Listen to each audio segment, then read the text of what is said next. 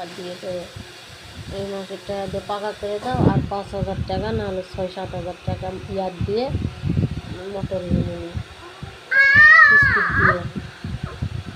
শোনা আমার আর একটাই আবদার পূরণ করবে। কি তোমার আবদার?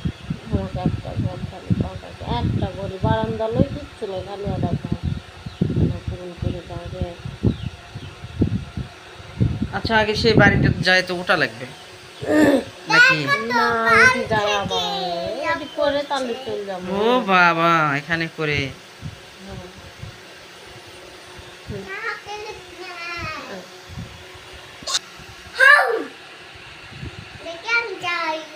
উফ রে বাবা।